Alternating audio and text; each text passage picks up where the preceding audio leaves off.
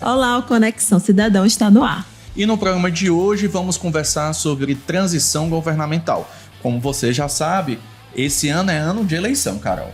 E nesse caso, quando há mudança de governo, existe o trabalho da transição governamental. E para explicar sobre esse assunto, a gente vai receber o secretário de Controle Externo, Carlos Nascimento. Então não saia daí que depois da vinheta tem a entrevista.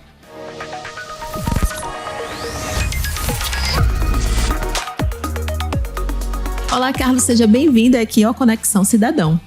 Olá, Carol, eu que agradeço o convite, é uma satisfação estar aqui com vocês. Olá, Dimitri.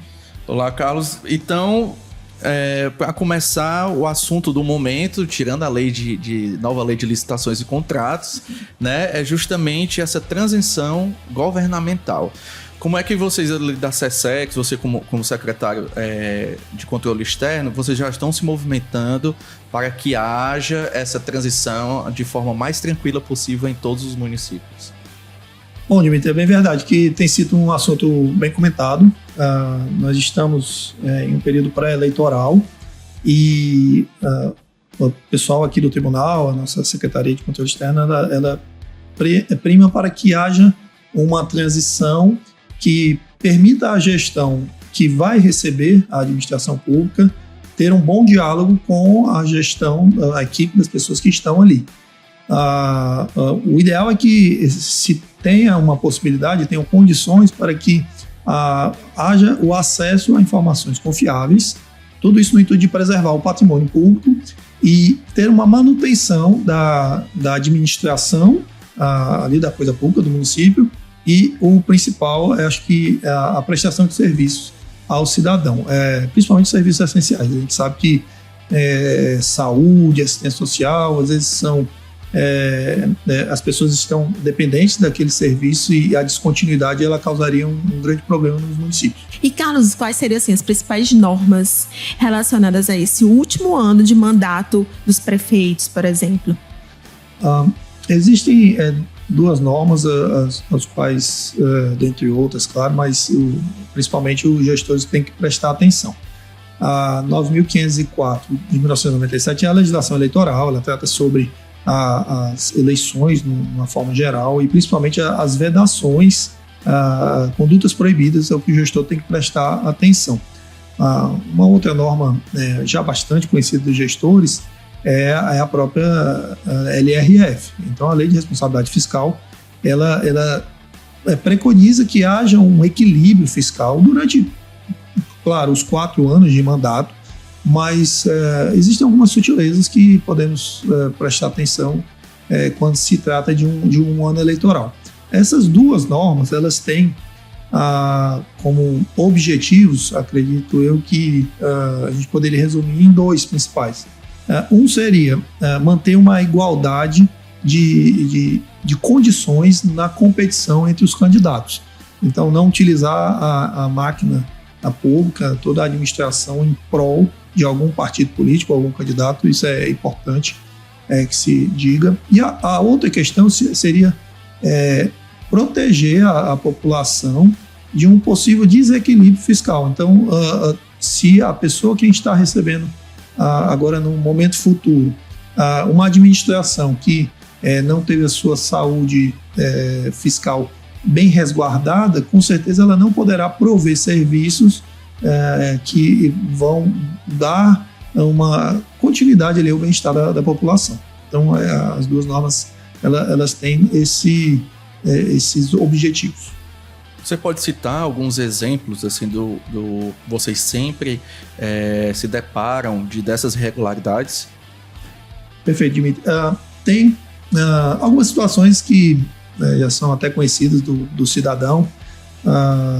Por exemplo, uma das normas uma das condutas que é proibida é ceder bens móveis ou imóveis para a utilização ali de candidatos. Quer dizer, se eu tenho um carro da prefeitura, ele pode estar disponível a algum partido político, algum candidato? Claro que não. Se eu tenho algum imóvel, terreno, alguma sala da administração ali, ela pode ser cedida para que algum partido utilize? Também não. Então, se eu tenho algum servidor que deveria estar dando expediente na Assembleia, ali na Câmara de Vereadores, e na verdade não está. Ele está fazendo um outro serviço que seria para um candidato, no horário de serviço dele ali na Câmara. Essas situações, elas são vedadas justamente porque o patrimônio público ele estaria sendo utilizado ali, não em prol da sociedade, mas em prol de um ou dois candidatos. Então, a ideia é que esse tipo de situação, realmente ela não ocorra. E, Carlos, e com relação assim, ao planejamento desse tipo de fiscalização envolvendo transição governamental, como é que é a atuação do Tribunal de Contas? Olha, cara, o Tribunal de Contas, ele tem, assim, como objetivo principal realmente garantir que haja uma transparência nas contas públicas e que todo o recurso que está ali disponível ele seja, então, aplicado em prol da população. Quando a gente fala de planejar a transição governamental, a gente espera que haja essa questão que eu estava dizendo da transparência das informações. Então, independente de quem assuma essa administração, ele tem que ter acesso a informações que estão ali com o gestor atual. Quando é que ocorre o maior risco para nós do Tribunal de Contas? Quando há uma troca, uma alternância de poder. Infelizmente, a gente sabe que nem sempre essas relações são tão amigáveis. Então, se a oposição agora será a situação, ganha a eleição e vai assumir a administração ali de um município, infelizmente é natural que o prefeito que ali está não queira dar informações para quem vai assumir, naquela ideia de que ali existe um rival, um inimigo político que o atrapalha quando ele está agindo ali nas suas funções. Quando nós deveríamos, na verdade, entender que, apesar de correntes políticas diferentes, apesar de até defender, muitas das vezes, formas diferentes de gerir, a informação que ela deve estar disponível para todos. Então, a nossa ideia é identificar quando há a possibilidade dessa alternância de poder, para que nesses municípios a gente consiga orientar com ainda mais firmeza sobre a necessidade de ter relatórios em que o gestor, quem está deixando a administração, ele passe a real situação para quem está assumindo.